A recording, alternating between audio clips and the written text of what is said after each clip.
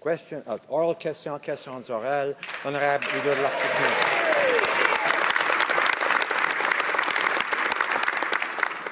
Mr. Speaker, there are three very big problems with the Prime Minister's new borrowing spree. First, of course, is that it breaks his promise to Canadians. Second is that all the borrowing he's doing actually isn't going to create jobs right now. And the third is that he has no way to pay it back unless he actually raises taxes. Does the Prime Minister realize that all this borrowing with no plan to pay it back is just a recipe for waste, higher taxes, and more intrusive government? The Right Honourable Prime Minister.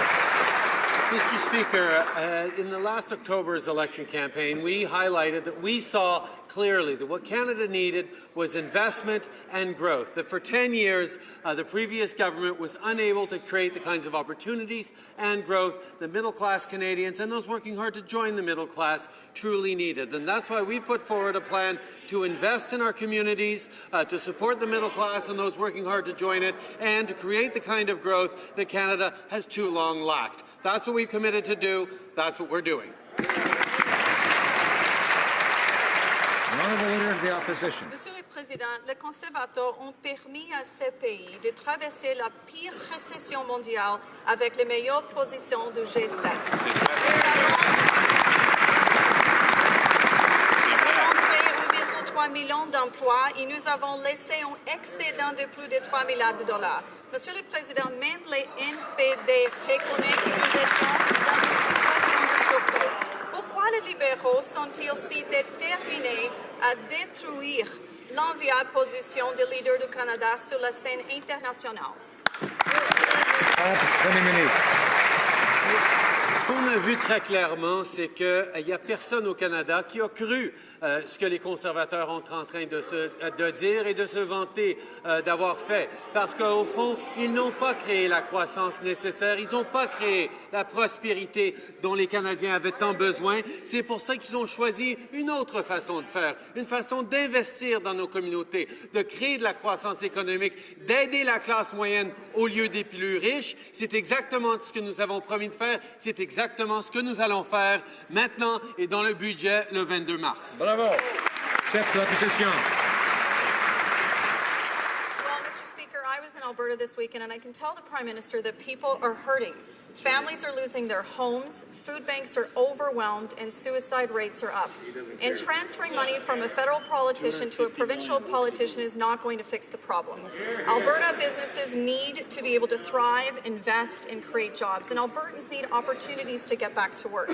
That means fast-tracking pipelines and calling off the Liberal plan for a carbon tax. When's the Prime Minister going to understand that throwing borrowed money around does not create jobs? The Right Honourable Prime Minister. I find it humorous, Mr. Speaker, that this member was calling on us for a long time to help Alberta. When we finally deliver $250 million to Alberta through the Fiscal Stabilization Program, they call it insignificant. The fact is, we understand too well that this Conservative government's approach of trying to bully their way into create pipelines wasn't working because they ignored the fact that you need strong environmental protections in order to create a strong economy. That's what Albertans expect of us. That's what we are going to deliver.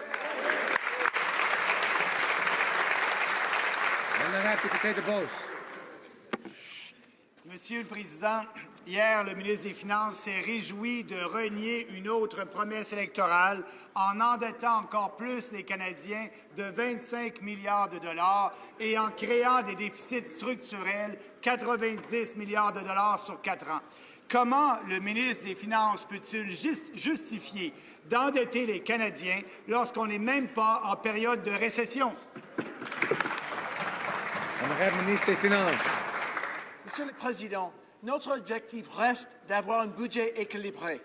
Mais notre priorité est d'avoir la possibilité de faire des investissements dans le Canada pour les Canadiens, pour la classe moyenne. Nous savons qu'ils ont choisi notre plan pour faire croître l'économie et ça, c'est exactement ce qu'on va faire. Oui. Bravo. Monsieur le Président, je dois dire que le plan, c'était un petit déficit de 10 milliards de dollars. Maintenant, c'est 25 milliards, 30 milliards. Où ça va s'arrêter? Pourquoi endetter les générations futures? Monsieur le Président, le ministre des Finances a perdu contrôle de son ministère. Il a perdu contrôle des dépenses publiques. Il a perdu contrôle des déficits. Il devrait se ressaisir un peu et prendre contrôle de son ministère. Et s'il n'est pas capable, il devrait laisser la place à quelqu'un d'autre. Le ministre des Finances. Monsieur le Président, nous commençons avec un déficit qui était le déficit des conservateurs. En plus, on a une dette qui est 150 milliards de dollars en plus. On commence comme ça, mais nous avons heureusement la capacité de faire des investissements dans notre économie parce qu'avec les actions de le gouvernement dans le 90, nous avons un niveau de dette PIB qui est le plus bas dans le G7. On va faire des investissements. De cette façon, on peut avoir un niveau de croissance plus bas que dans les dernières 10 années. Bravo. Honorable député d'Outremont. Le Premier ministre a prétendu qu'Air Canada avait une entente pour l'entretien de ces séries ici au Canada. Son ministre a même fait valoir qu'Air Canada, et je le cite, va bâtir un centre d'excellence pour l'entretien. Or, il n'y a pas d'entente. Il n'y a aucun engagement concret de construire un centre d'entretien. En vertu de quoi, au juste, un premier ministre peut-il prétendre pouvoir dispenser Air Canada de ses obligations légales qui sont très claires au terme d'une loi canadienne qui est toujours en vigueur? Pourquoi il n'applique pas la loi? Très honorable Premier ministre. Monsieur le Président, l'engagement d'Air Canada d'acheter 45 C-séries avec une option d'achat de 30 autres appareils est une excellente nouvelle pour tout le secteur aéronautique du Canada. Le Air Canada a aussi pris l'engagement de la mise sur pied d'un centre d'excellence et d'entretien d'aéronefs et de faire l'entretien de ces appareils C-séries pendant au moins 20 ans. C'est une bonne nouvelle pour l'industrie aéronautique au Canada. C'est ce que le gouvernement travaille fort avec ses partenaires à Québec et ailleurs pour créer. C'est ce que nous allons continuer de travailler pour les travailleurs. Bravo. Honorable député d'Outremont.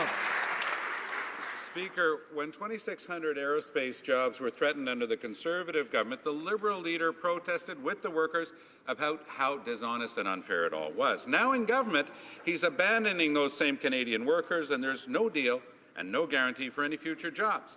Will the Prime Minister commit to meeting with these workers in Montreal, in Mississauga, in Winnipeg, to explain why he's changed his mind and why he no longer supports their rights? Right Honourable Prime Minister. On the contrary, Mr. Speaker, we continue to support a strong and thriving aerospace industry, and that's why we were so pleased when Air Canada announced that it was going to purchase 45 C-Series aircraft with an option for 30 more, and on top of it, create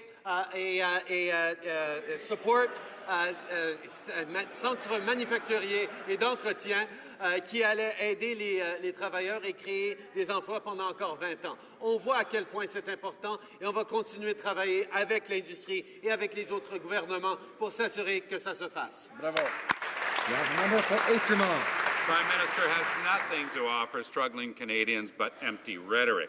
As unemployment goes up and the number of Canadians receiving EI benefits actually goes down, Canadians are demanding action to help families pay the bills, to put food on the table. But again, this government's response is empty platitudes rather than commitments to action. Will the Prime Minister take immediate action to create a universal threshold of 360 hours and to extend EI benefits? Yes or no? The Right Honourable Prime Minister.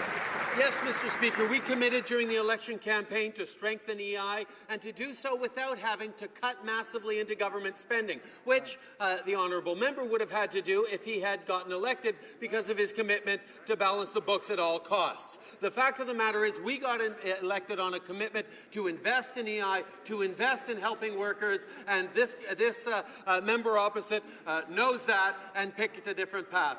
The fact is Canadians chose us to lead on reforming EI, and that's exactly what we're going to do.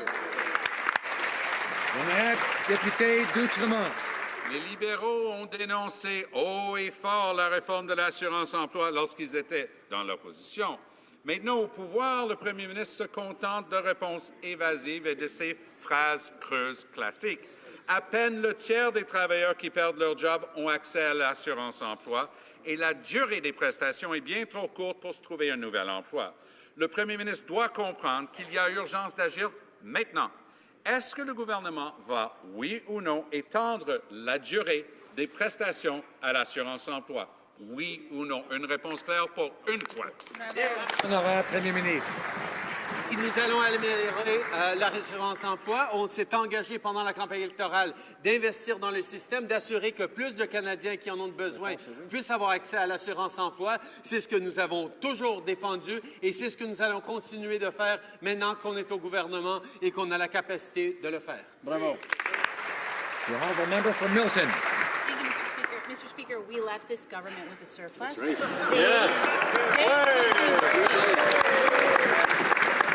Ask the Finance Department officials. They could be working with a balanced budget. They could be strengthening the Canadian economy. But my question, Mr. Speaker, is about testimony at the Finance Committee today. And I have to ask the Minister of Finance this. Was he really serious when he said that running a balanced budget is going to put us in a recession? Wow. The honourable Minister of Finance. Mr. Speaker, I was deadly serious. What the people on the other side of the House said, they said that what they wanted to do was to balance the budget at all costs immediately.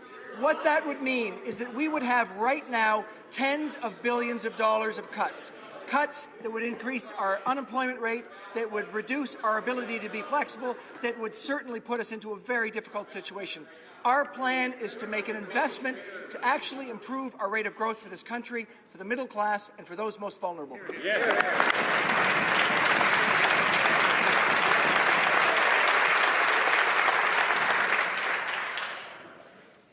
Member for Milton. Sorry, Mr. Speaker, instead of worrying about what our great government would have done on this side of the House, perhaps he should worry a little bit more about what their government isn't doing on their side of the House.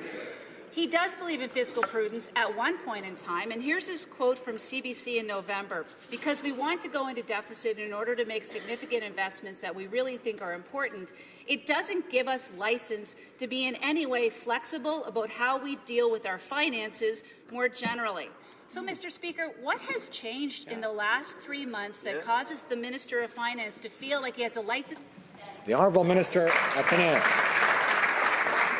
Mr. Speaker, I very much appreciate the quote because it is a quote that I stand by today. Our commitment to Canadians is to actually do something about the low growth bequeathed us from the previous government. We're going to make investments that will make a real difference for Canada. Investments in infrastructure, investments in innovation. We're going to do things for the middle class that will include giving them tax breaks and improve growth for the future. That is exactly what we'll do while being prudent along the way. Hear, hear. Honorable député de Louis-Saint-Laurent. Monsieur le Président, permettez-moi de corriger deux affirmations qui ont été prononcées tout à l'heure par les membres du gouvernement qui ne sont pas justes par rapport à la réalité. Le ministre des Finances qui affirme qu'il a hérité d'un déficit et le premier ministre qui affirme aussi que nous, les conservateurs, on est les seuls à croire qu'il y a eu un surplus. Mais ce n'est pas ça la réalité, Monsieur le Président. La réalité, c'est que selon la revue financière du ministère des Finances, un document officiel du ministère des Finances, d'avril à novembre 2015, excédent budgétaire de 1 milliard de dollars. Ça, c'est la réalité telle que dite par vos propres fonctionnaires. Alors, Monsieur le Président, les libéraux ont beau crier contre nous autres, la réalité est la suivante. Est-ce que le ministre fait... Honorable ministre des Finances. Monsieur le Président, je ne suis pas certain qu'il y a une question, mais ce que je veux dire, 6 mois, 2 mois, ça, c'est pas une année. Nous avons l'année en total pour voir qu'il y a un déficit qui a été un déficit des conservateurs. Dans les derniers 3 mois de l'année, il y a moins de revenus, plus de dépenses, et ça veut dire qu'il y a un déficit que les conservateurs ont fait. Oui. Honorable député de Louis-Saint-Laurent. Je ne sais pas, Monsieur le Président, si c'était une réponse, mais ce que je sais, par exemple, c'est un vrai document du ministère des Finances, son propre ministère, qui dit qu'il y avait un surplus. C'est ça la réalité, Monsieur le Président. Mais écoutez, ce qui est sûr aussi, c'est que le Parti libéral a passé son temps lors de la campagne électorale à dire qu'ils avaient un plan. Mais la réalité, c'est qu'ils n'avaient pas de plan pour faire face à la réalité économique d'aujourd'hui. Donc, Monsieur le Président, est-ce que le premier ministre va se lever et dire qu'en effet, il va gérer de façon sérieuse et rigoureuse les finances publiques pour ne pas endetter nos enfants et nos petits-enfants? Bravo. Honorable ministre des Finances. Monsieur le Président, comme j'ai dit hier, notre budget va être le 22 mars. Nous avons un plan. C'est un plan pour investir dans la classe moyenne à travers le Canada. C'est un plan pour faire des investissements en infrastructure, les investissements en innovation et les investissements dans le plus vulnérable de notre pays. C'est un plan pour faire croître l'économie et on va commencer immédiatement. The honourable member for Battle River Crowfoot. Mr. Speaker, in the Conservative government's first 2 years, we paid down the national debt by $38 billion. When the global recession hit, we provided a low-tax plan and economic stimulus, infrastructure and other to keep Canadians working. We left the government with a surplus. Their exploding deficit has all but wiped that out in 100 days. Why is the only Liberal plan to spend, spend, spend? Now the Minister of Finance. Mr. Speaker, the Liberal plan is to invest, invest, Yes. invest.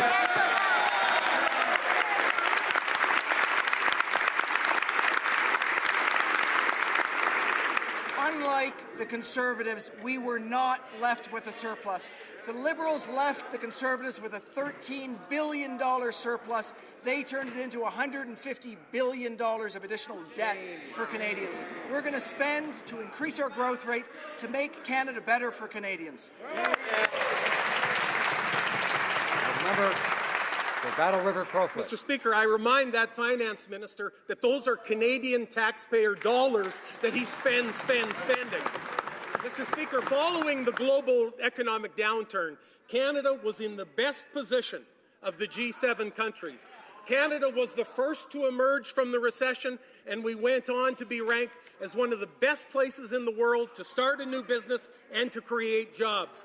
Why is the finance minister so insistent on destroying Canada's enviable position around the world? The Honourable Minister of Finance. I'd like to remind the member opposite that something really important happened on October 19, 2015. Canadians had a choice. They had a choice between dealing with a low-growth economy and investing or making cuts so that we actually had a more difficult situation. Canadians made the right choice. They chose to invest. We are making investments in the middle class, we're making investments in infrastructure, we're making investments in innovation so that over the next period, the next generation, we will have a stronger Canada for Canadians. Honorable député de Rimouski-Neigette, Mascouata-les-Basques. Hier, l'ancien directeur parlementaire du budget, Kevin Page, a mis en doute les chiffres avancés par le ministre des Finances dans sa mise à jour. Aujourd'hui, en comité, le ministre a persisté à avancer ces chiffres qui sortent d'on ne sait où. Il n'y a rien pour rassurer les Canadiens, d'autant plus que le ministre refuse de confirmer si ses promesses électorales seront respectées. Comprend-il que ce sont les Canadiens, et particulièrement ceux à faible revenu, comme les aînés, les familles et les chômeurs, qui sont les premiers pénalisés par le ralentissement économique? Absolument. Honorable Ministre des Finances. Monsieur le Président, nous avons fait une promesse aux Canadiens. Nous avons fait une promesse d'être ouverts et transparents.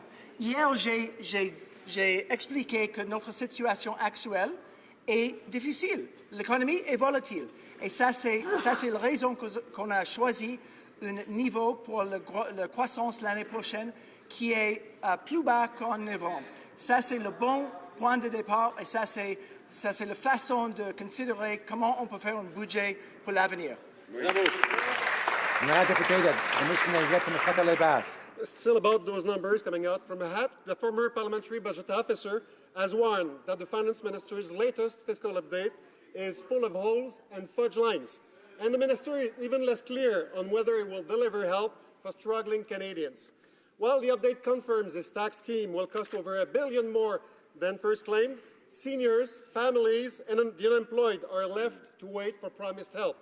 Why are those most in need last on the minister's mind? The Honourable Minister of Finance. Speaker, I am delighted to answer this question. We made promises in the last commitment to make investments.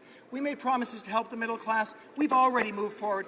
We also made promises to help those that are most vulnerable. And I am proud to say that we will be moving forward with our Canada Child Benefit in Budget 2016. This is an historic decision to make an enormous difference for people in this country. We're going to help 9 out of 10 Canadian families with children, and we're going to bring hundreds of thousands of children out of poverty, helping the most vulnerable. Thank you for the question. Honourable member for Carleton. D'achat d'actions permettent à des nouvelles et petites entreprises d'embaucher les employés les plus talentueux en leur offrant des gains futurs.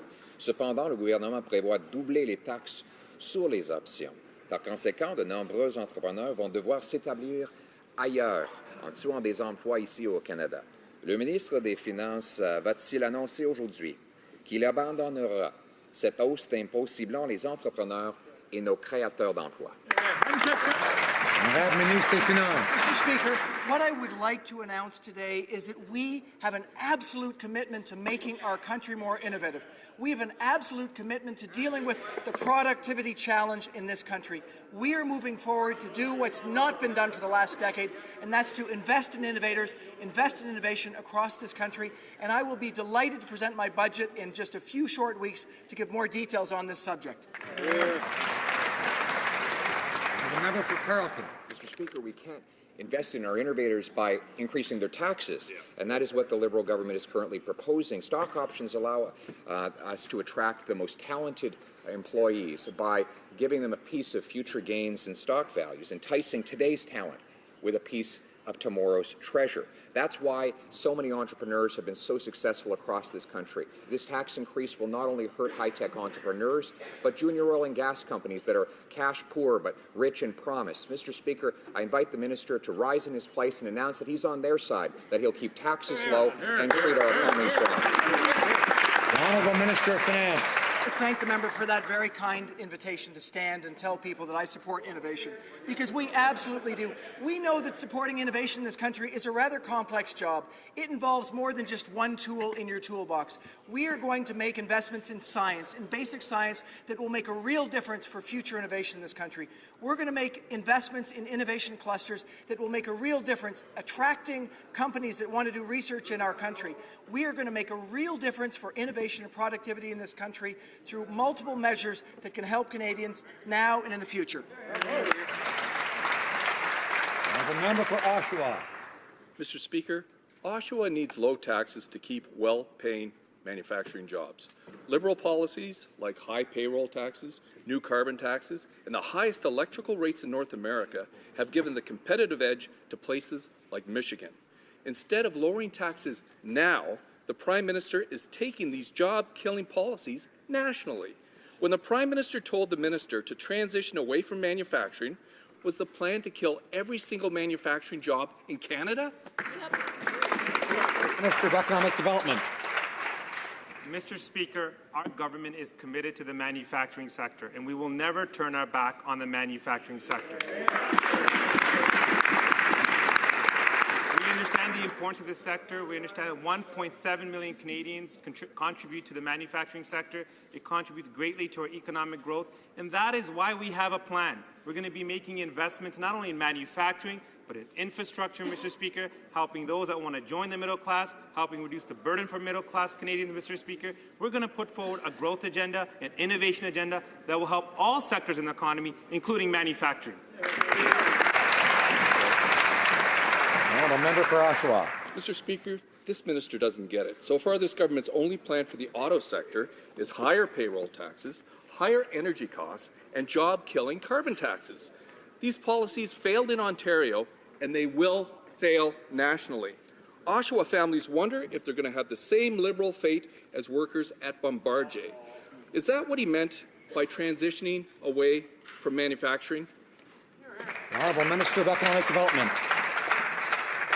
Mr. Speaker, in the 21st century digital economy, it's very, very important that we invest in manufacturing so they can compete in the new digital economy. So we're not going to turn our back on manufacturing. If anything, we're going to make sure it's more competitive, not only here in Canada, but globally as well, Mr. Speaker. And I had the opportunity with the Prime Minister to meet with the leadership of GM and other OEMs at Davos, Mr. Speaker, to make sure that we work with them to make investments, to make sure that we work with them to create good quality jobs, to make sure that we invest in innovation, and this is going to help our growth agenda, Mr. Speaker. Honorable député de Laurier-Sainte-Marie. Mr. Speaker, reports suggest that Canadian arms sold to Saudi Arabia are falling into the hands of fighters in Yemen's civil war. Right. Armored vehicles made in Canada and bought in the last decade appear to be used by the Saudis themselves in the same civil war. Government policy is clear. An assessment on human rights has to be conducted before allowing arms exports. Can the minister confirm that arms made in Canada are being used in Yemen? And will he make public, finally, the assessment made before the sale of these arms? Great. Secretary to the Minister of International Trade. J'aimerais remercier l'honorable membre pour sa question, Monsieur le Président. Je veux assurer les Canadiens et les Canadiennes que c'est un enjeu que nous prenons très au sérieux. La ministre a demandé au ministère hier pour des détails, pour une enquête là-dessus. Nous avons promis, Monsieur le Président, lors de la campagne électorale, que nous allons procéder avec plus de transparence et responsabilité dans ce genre de dossier, et c'est exactement ce que nous allons faire. Honorable député de Laurier-Sainte-Marie. C'est ce qu'on veut, de la transparence, mais ça tarde pas mal. S'intéresser au sujet hier, alors que ça fait des mois que cette situation-là est discutée. La politique gouvernementale est claire. Avant de permettre une vente d'armes à l'étranger, le gouvernement doit s'assurer que ces armes ne se retrouveront pas en zone de combat et ne serviront pas à bafouer les droits humains. Mais on apprend maintenant que des armes vendues à l'Arabie saoudite seraient mêlées au conflit au Yémen. Le ministre peut-il confirmer que c'est le cas et s'engage-t-il à rendre publique l'évaluation que son ministère devait faire avant de permettre l'exportation d'armes en Arabie saoudite? Honorable secrétaire parlementaire. Monsieur le Président, j'aimerais rappeler à cette Chambre que c'était un contrat qui a été signé par l'ancien gouvernement. Nous avons entrepris, lors de la campagne électorale, d'avoir plus de transparence dans l'avenir. Mais lors de la campagne électorale, l'honorable membre de London Fanshawe a été clair qu'on n'allait pas rouvrir le contrat, Monsieur le Président. Nous avons pris un engagement d'améliorer la situation et c'est exactement ce qu'on va faire. Honorable député de Brossard-Saint-Lambert. Monsieur le Président, alors que l'accueil des réfugiés syriens au Canada se poursuit, nous constatons qu'il nécessite de soutien de tous les paliers gouvernementaux afin de leur assurer un accès immédiat aux soins et aux services essentiels dont ils ont besoin. Le ministre de l'Immigration, des Réfugiés et de la Citoyenneté peut-il partager avec cette Chambre les détails de l'annonce gouvernementale relative au programme fédéral de santé intérimaire? La ministre de l'Immigration. Monsieur le Président, je remercie ma collègue pour sa bonne question. Et oui, il est vrai que nous avons rétabli les soins de santé pour les réfugiés qui étaient enlevés par les conservateurs. Et les tribunaux avaient dit qu'il était cruel et inhabituel d'enlever ce programme. C'est clair que c'est un bon programme en termes des réfugiés et du santé publique. Et plus important, c'est simplement la bonne chose à faire. Honorable député de Bellechasse-Zachemin. La députée de Bellechasse-Zachemin-Lévis. Merci, Monsieur le Président. Mr. Speaker, first we learned they may lease foreign-built tugboats. Now they are bringing in a foreign consultant. Do the Liberals think no Canadian can do the job? Liberals seems preferring creating overseas jobs for foreigners, but there is no plan for jobs here at home. Mr. Speaker, can the Procurement Minister explain why Liberals doesn't trust Canadian shipyard workers and Canadian businesses? Honourable Thomas Secretary to the Minister of Public Services and Procurement.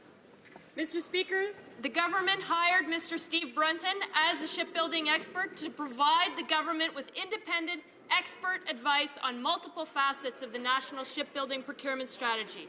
Mr. Brunton has extensive experience in overseeing shipbuilding programs and naval acquisitions in the United Kingdom, one of our closest allies. The government will benefit from an unbiased expert advice on shipbuilding. Honorable député de Bellechasse-Zachemin-Lévis.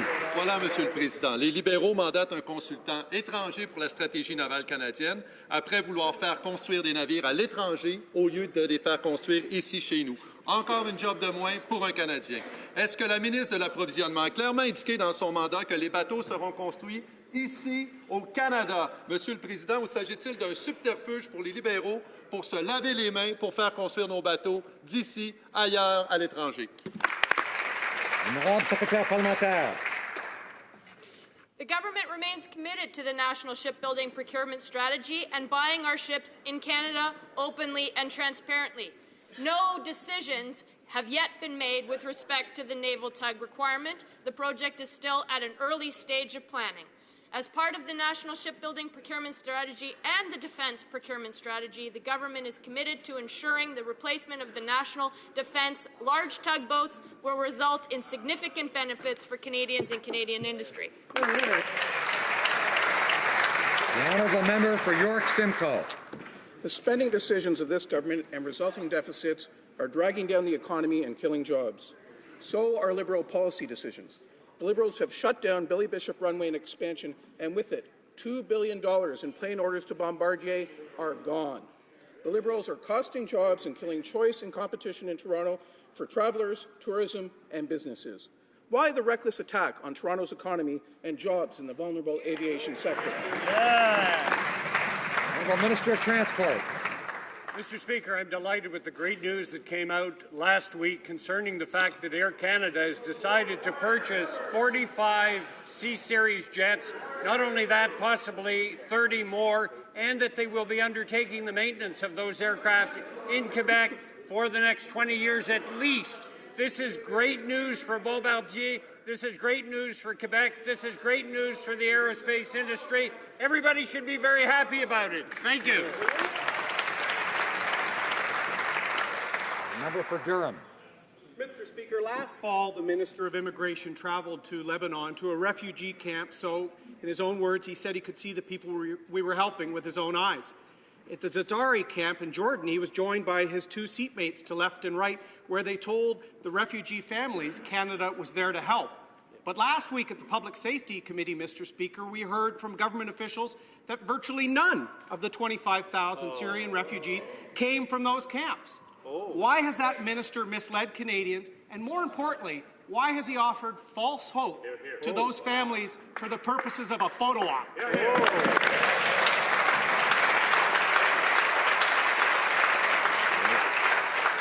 The Minister of Immigration. That is a misguided question. When we went to bring the refugees from these countries, we took lists provided by the United Nations, which were lists of the most vulnerable people in the region. We contacted those people, and many of them, thankfully, are now in Canada. We never said they were from camps. In Jordan, for example, some 75% of the refugees are outside camps. They are from the region. They are the most vulnerable, and I, for one, am very proud that almost 25,000 of them are now. The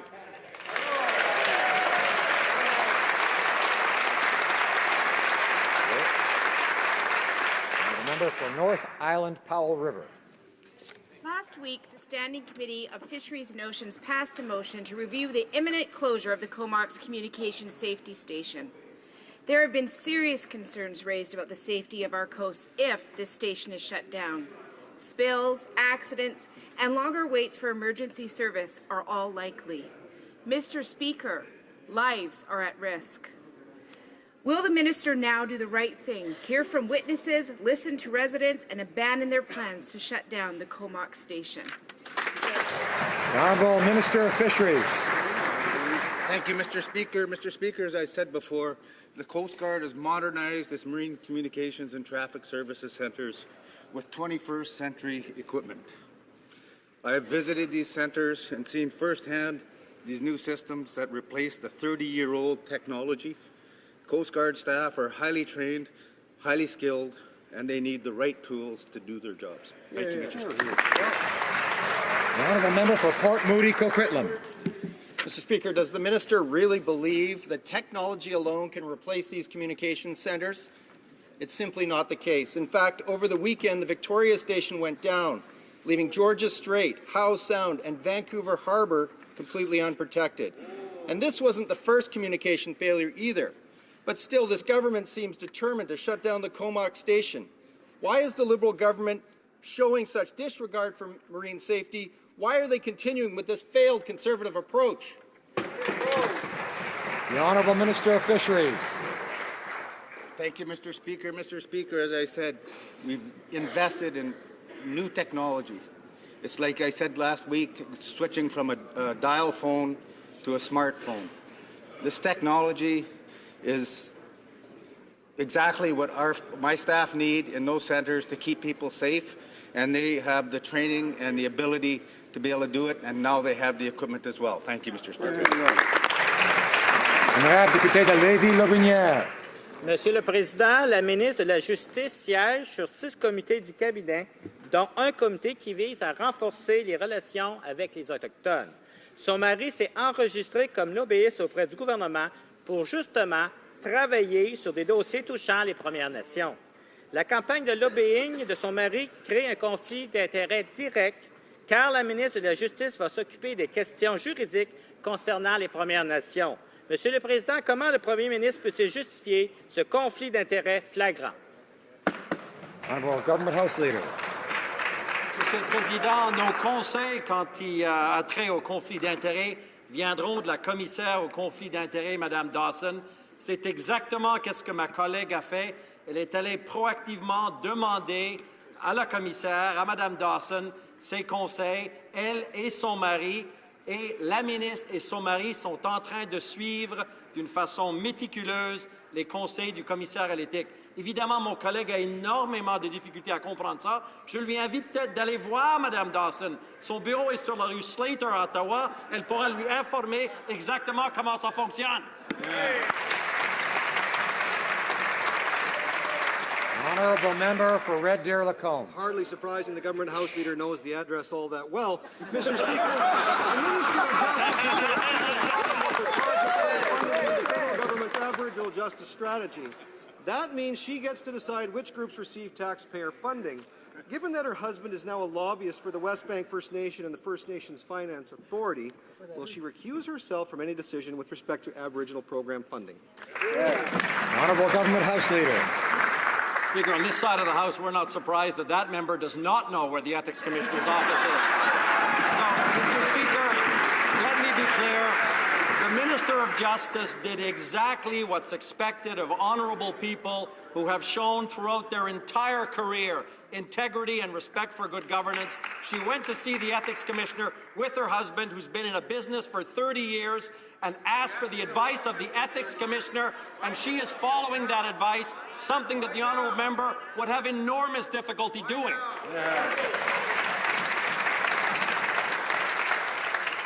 The Honourable Member for Lacombe.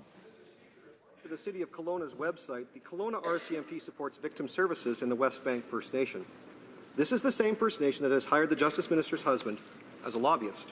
The Justice Minister is the Vice Chair of the Government's Cabinet Committee for Intelligence and Emergency Management, two issues that are integral to the RCMP's mandate. This is a blatant conflict of interest, Mr. Speaker. Given her husband's lobbying activities, will the Justice Minister step down from the secret government committee? The Honourable Government House Leader. Mr. Speaker, the only secret here is why that member continues to imagine all kinds of problems where none exist. Let me explain to him exactly what happened. Our advice with respect to conflict of interest or the appearance of conflict of interest comes from the person that this Parliament has chosen to provide that advice.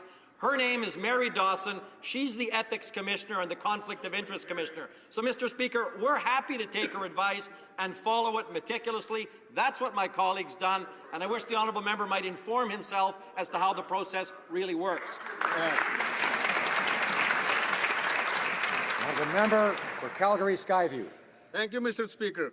Mr. Speaker, people in my riding of Calgary-Skyview have been hit hard by the recent downturn in oil prices and are concerned about the economic future of their province. With the low price of oil and mounting job losses, they are worried there will be a less revenue for the government. Will the Minister of Finance please provide an update to this House on what our government is doing to assist Alberta in this difficult time? Honourable Minister of Finance. Thank you, Mr. Speaker. I'd like to thank the member from Calgary Skyview. I'd also like to thank the Ministers of Infrastructure and Veterans Affairs and the member from Edmonton Centre. All of them have been advocating on behalf of Alberta. I can tell you that I was proud today to announce that we have fast-forwarded the Stabilization Fund for Alberta of $250 million, which is the maximum amount payable per person. This is an example of a spirit of cooperation between federal and provincial governments to work on behalf of middle-class families and those in particular that are struggling in places where it's very difficult due to the downturn. The honourable member for Central Okanagan, Similkameen, Nicola. Mr. Speaker, the Prime Minister has told Canadians that the Liberal government is significantly increasing the number of trainers who will be participating in the campaign against ISIS. General Vance has confirmed that these soldiers will be painting targets near the front lines and will defend themselves if fired upon. They are risking their lives in what the Liberals say is a non-combat mission. Will the soldiers involved in this training mission be eligible for the post-combat reintegration allowance? The Honourable Minister of National Defence. Mr. Speaker, I'm glad for that question. I actually just want to take a quick mention. The HMCS Winnipeg just returned today from Operation Reassurance. I want to commend their work. But yes, all our troops, regardless of where they deploy, have access to all the benefits, and it's a priority of this government to look after our troops. Thank you, Mr. Speaker. Monsieur le Président, après avoir été interpellé dans la Chambre à plusieurs reprises sur le dossier des protéines laitières qui rentrent chez nous, le ministre a enfin décidé qu'il allait agir. Bon, mais ça fait presque 3 semaines et on n'a encore pas toujours de nouvelles. Les producteurs laitiers continuent d'être inquiets. Cette brèche dans le système de gestion d'offres fait perdre environ 1 000 $ par semaine pour nos producteurs. Monsieur le Président, est-ce que le ministre de l'Agriculture peut rassurer les producteurs et dire comment il va agir? Pour l'agriculture. Monsieur le Président, je remercie ma collègue de sa question. Nous sommes bien conscients des préoccupations de l'industrie en ce qui concerne l'utilisation du lait diafiltré pour la fabrication de fromage. Nous travaillons avec les fonctionnaires afin de s'assurer que les normes soient claires pour tout le monde. Le gouvernement du Canada s'est engagé pleinement à soutenir la gestion de l'offre.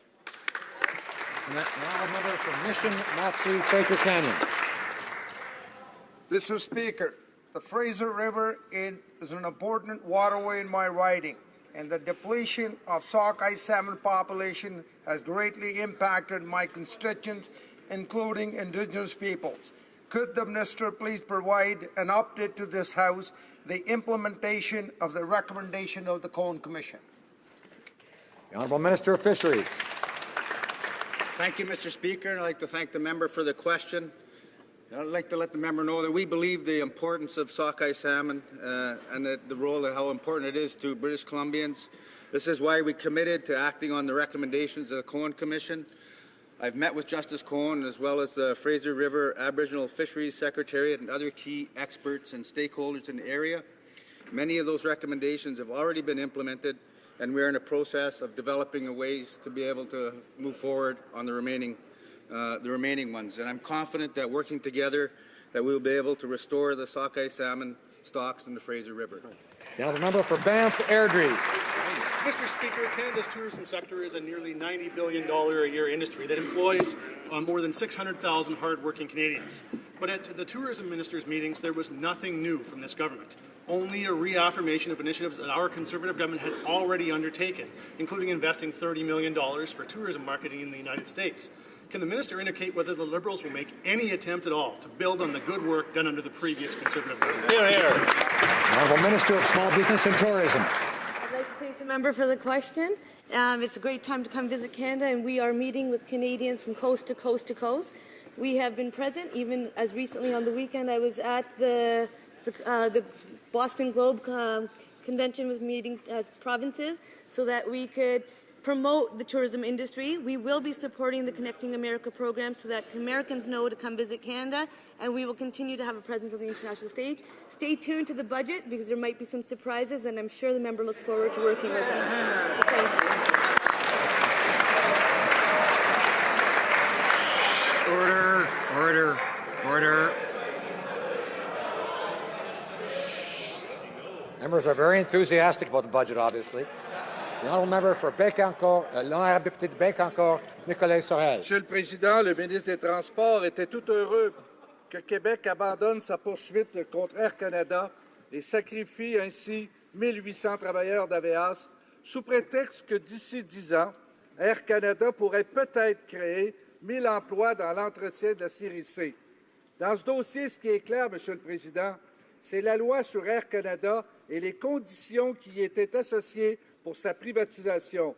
Et c'est surtout le non-respect de cette loi par Air Canada. Au lieu de modifier la loi et favoriser l'exportation de nos emplois dans d'autres pays, le ministre va-t-il enfin appliquer la loi? Honorable ministre des Transports. Monsieur le Président, quelle belle nouvelle, le fait que Air Canada a décidé d'acheter 45 avions de la C-Series et possiblement 30 de plus. Ça va créer des emplois chez Bombardier, non seulement pour le futur immédiat, mais pour le long terme. C'est une bonne nouvelle. Il s'engage également à faire l'entretien de ces avions au Québec pendant au moins les 20 prochaines années. Ça, c'est de la bonne nouvelle. Et on sait aussi que le gouvernement du Québec se prépare à laisser tomber le litige qu'il avait avec Air Canada. Cela nous permettra au gouvernement de faire une modification à l'acte sur la participation. Honorable député de Saanich Gulf Islands. Thank you, Mr. Speaker. In the dying days of the federal election campaign, 14 permits were issued from Fisheries Canada and Transport Canada to allow the construction of Site C Dam in northern BC on the Peace River. It's highly controversial. It's manifestly opposed. Its sole purpose is to provide electricity for LNG development. And the joint panel found it directly offends Treaty 8 treaty rights. Will this Minister of Indigenous and Northern Affairs commit no further permits will be issued while the issues for Indigenous people remain outstanding? The Honourable Minister of Environment. Question. In the fall of 2014, the former government approved the project and set legally binding conditions with which the proponent must comply. The project is now in construction phase, and BC Hydro must meet the requirements set out in the environmental assessment decision, as well as other regulatory requirements. We are committed to a new relationship with Indigenous peoples. I have been and will continue to be engaged in discussions with Indigenous leaders on how we can work together to ensure better consultation, environmental assessments, and natural resource development. Thank you.